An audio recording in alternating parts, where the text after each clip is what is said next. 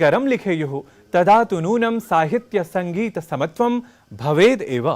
तर्हि अद्य एतादृशमेव सुरुचिकर साहित्य स्रष्टारं किं वा शोधकर्तारं प्रख्यातम् इतिहास लेखकं युवानमेव डॉक्टर विनीता अग्रवालं सम्मिलामः स्वीये त्रिज्या प्रभागान्तर्भूते साक्षात्कार प्रस्तुति क्रमे।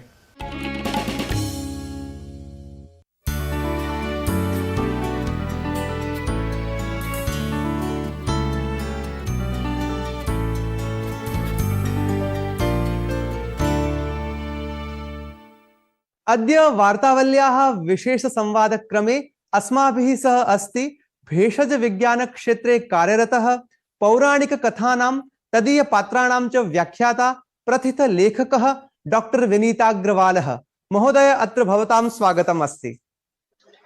धन्यवाद मुकुल, आपको और वार्तावली की पूरी टीम को मेरी तरफ से बहुत बहुत धन्यवाद और मेरा आभार मुझे यहाँ आमंत्रित करने के लिए।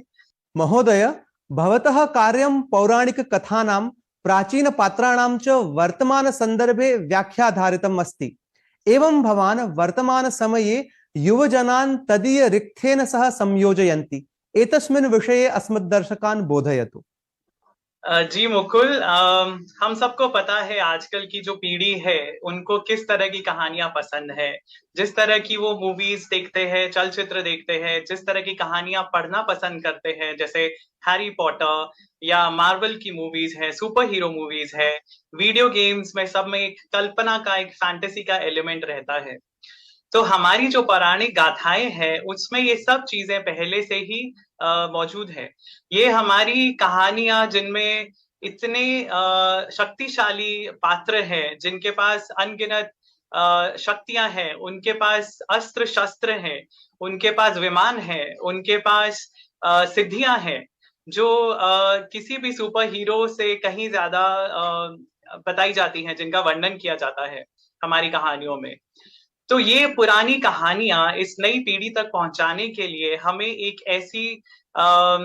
ऐसा एक प्रयास करना पड़ेगा कि हम इन पुरानी कहानियों को एक नए तरीके से बता सके और उन्हें इस नई ऑडियंस के लिए, एक नई पीढ़ी के लिए उन्हें फ्रेश रूप में प्रस्तुत कर सके। और यही एक मेरा प्रयास है अपनी किताबों के द्वारा और अपने ब्लॉग के द्वारा। भवान् भरत परशुराम विश्वामित्र सदृश पात्राणि आधृत्य 3 पुस्तकानि लिखितवान्। भवतः लेखन कार्यस्य विषये अस्मान् बोधयतु। जब मैंने लिखने का प्लान किया था, किताबें लिखने का प्लान किया था, तो मेरे विचार में यही था कि मैं कोई ऐसा कैरेक्टर, ऐसा पात्र चुनूं जिनकी कहानी लोगों को पता नहीं हो, जिनका नाम शायद लोग पहचानते हो पर उनकी कहानी उन्हें पता नहीं हो। तो विश्वामित्र जी एक ब्रह्म ऋषि है, तो उस इंसान की कहानी, उस ऋषि की कहानी जो पहले एक राजा थे और एक बहुत अभिमानी और हठी राजा थे, वो किस तरह से ट्रांसफॉर्म होके एक ब्रह्म ऋषि की उपाधि तक पहुंचे, वो कहानी बहुत ही दिलचस्प है और मुझे बहुत ही ज्यादा प्रेरणादायक लगी वो कहानी। इसीलिए मैंने पहले उनको चुना। जो मेरी दूसरी किताब थी वो परशुराम जी पे है। परशुराम जी जो एक ब्राह्मण के घर में पैदा हुए थे, ऋषि के घर में पैदा हुए थे, जमदग्नि ऋषि के, और जंगल में रहते थे। उन्होंने ये बीड़ा उठाया जो क्षत्रियों का कर्तव्य है। उन्होंने पूरी धरती को 21 बार जो करप्ट किंग्स थे, जो हिंसक किंग्स थे, जो शोषण कर रहे थे प्रजा का, उन राजाओं से मुक्ति दिलाने के लिए उन्होंने वो क्षत्रिय का उत्तरदायित्व उठाया। तो वो एक ब्रह्म क्षत्रिय हुए। तो इन दोनों की कहानियां बहुत ही दिलचस्प और बहुत ही प्रेरणादायक है और इसीलिए मैंने इनको चुना था। भरत की कहानी जो है वो इन दोनों से रिलेटेड है, इन दोनों से संबंधित है, क्योंकि भरत दुष्यंत और शकुंतला के पुत्र हैं, जो शकुंतला विश्वामित्र और मेनका की पुत्री थी। तो एक तरह से ये तीनों कहानियां आपस में जुड़ी हुई है, पर इन तीनों ही कहानियों में हम देखते हैं कि भारत किस तरह से बदल रहा था। बहुत सारा एक पर्सपेक्टिव जो है वो आपका बदल जाता है ये सब कहानियां पढ़ के। और मेरा यही प्रयास था कि इन सब कहानियों से मैं अपनी ऑडियंस को, रीडर्स को भी वो पर्सपेक्टिव दे सकूं जो इन सब ने अपनी जीवन में देखा। वर्तमान समयः विज्ञानस्य अस्ति। अंतरिक्षतः सागर पर्यन्तम आर्टिफिशियल इंटेलिजेंस अर्थात कृत्रिम बुद्धिमत्तया नूतनाः आविष्काराः भवन्ति। भारतस्य ज्ञानराशीनाम् आधुनिकविज्ञानस्य क्षेत्रे किं योगदानं भवितुं शक्नोति? मुकुल, हमारे ग्रंथों में बहुत सारी ऐसी कहानियां हैं जिससे हमें समझ में आता है कि हमारे ऋषियों को और इन पुराणों के और इतिहासों के लेखकों को काफी जानकारी थी अपने बारे में, हमारी ह्यूमन बॉडी के बारे में, अपने पर्यावरण के बारे में, इस भूगोल के बारे में और इस पूरे अंतरिक्ष के बारे में उनकी काफी जानकारी थी। हमारी कहानियों में काफी ऐसे उल्लेख मिलते हैं, काफी ऐसे वर्णन मिलते हैं जिनसे हम समझ सकते हैं कि कोई बहुत बड़ी घटना घटी थी जिसे एक कहानी के द्वारा बताया जा रहा है। जैसे अगर हम एक कहानी की बात करते हैं दशावतार की, जो भगवान विष्णु के 10 अवतार हैं, तो काफी लोगों को ये पता नहीं है कि भागवत पुराण में विष्णु जी के 24 अवतार मेंशन्ड हैं और उसमें से 10 अवतार चुने गए इस लिस्ट के लिए जो दशावतार की लिस्ट है। और ये जो 10 अवतार है ये भी एक ऑर्डर में नहीं है, क्रोनोलॉजिकल ऑर्डर में नहीं है, जिस तरह वो अवतरित हुए थे उस ऑर्डर में वो नहीं दिए गए हैं। तो इसका क्या कारण हो सकता है, इसकी क्या वजह हो सकती है? तो अगर आप देखें इन 10 को, वो शुरू होते हैं मत्स्य से, मत्स्य के बाद आते हैं कूर्म, कूर्म के बाद वराह, वराह के बाद नरसिम्हा, फिर वामन और फिर बाकी अवतार जो ज्यादा पॉपुलर हैं, कृष्ण जी, राम जी, परशुराम जी वगैरह। तो अगर हम इसे एक साइंटिफिक दृष्टिकोण से, एक वैज्ञानिक दृष्टिकोण से समझने की कोशिश करें तो एक तरह से ये हमें एवोल्यूशन की भी एग्जाम्पल देते हैं, क्योंकि एवोल्यूशन के हिसाब से, एवोल्यूशन की थ्योरी के हिसाब से जो धरती पे जीवन शुरू हुआ वो समुद्र में शुरू हुआ। तो इसलिए सबसे पहले मत्स्य अवतार हैं। धीरे धीरे जो जीव जंतु थे वो समुद्र से मूव करके धरती पे आने लगे। तो एक एम्फीबियन जो कि एक टॉर्टोइस, एक कूर्म है, और ये जो पानी से निकल के धरती तक पहुंच गए हैं। उनके बाद आए वराह अवतार जो पूरी तरह से धरती पे ही रहने वाले थे, but it was an animal, it was a beast. और उनके बाद जो अगले अवतार हैं वो है नरसिम्हा, जो हाफ ह्यूमन है और हाफ सिंह है।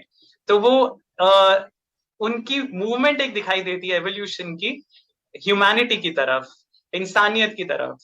और उनके बाद जो अवतार है परशुराम, वो जंगल में रहने वाले अवतार हैं, जंगल में रहने वाले इंसान हैं जो क्रूड टूल्स यूज करते हैं, जैसे एक्स है।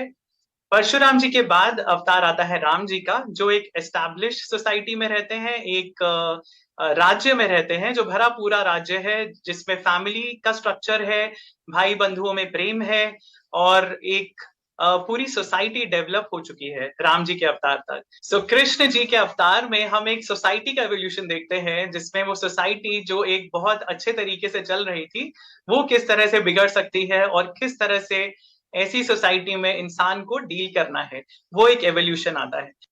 एक और एग्जाम्पल अगर हम देखें मुकुल, तो हमारे वेदों में सरस्वती नदी का बहुत उल्लेख है, और सरस्वती नदी के किनारे हमारी इतनी सभ्यता जो थी, जिसको हम अभी इंडस वैली सिविलाइजेशन के नाम से जानते हैं, ये एक आर्कियोलॉजिकल और हिस्टोरिकल फैक्ट है कि जो सरस्वती नदी का ड्राई कोर्स है, जो हिमालय से चल के राजस्थान से होकर कच्छ तक पहुंचता था, उस कोर्स के अराउंड बहुत सारी सेटलमेंट्स मिले हैं जिनको हम अब इंडस वैली सिविलाइजेशन के नाम से जानते हैं।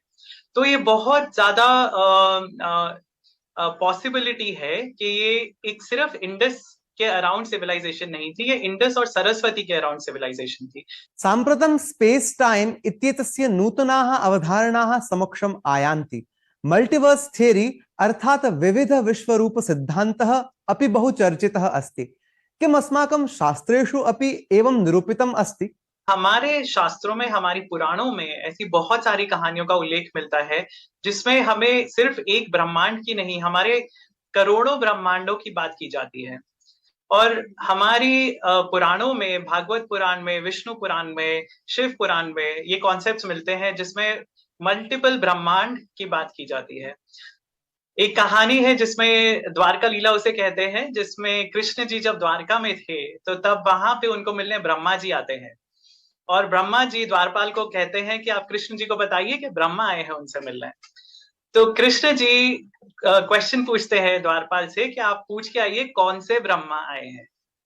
तो ब्रह्मा जी थोड़े असमंजस हैं जो वहां कृष्ण जी को मिलने आए हुए। कुछ ब्रह्मा है जिनके 2-3 सर हैं, और ये सब ब्रह्मा जो है ये अलग अलग ब्रह्मांडों के स्वामी हैं।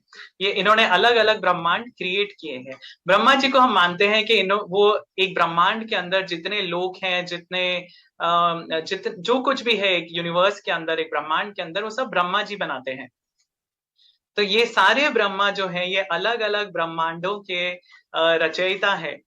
और वहां ब्रह्मा जी को पहली बार ये रियलाइज होता है कि वो अकेले नहीं है और बहुत सारे ऐसे ब्रह्मांड हैं। महोदय, वार्तावली परिवारस्य पक्षतः अहं भवद्भ्यः धन्यवाचांसि विज्ञापयामि यत् भवन्तः संवाद साधनेन अस्मान् अनुगृहीतवन्तः। धन्यवाद मुकुल। अहो, अतीव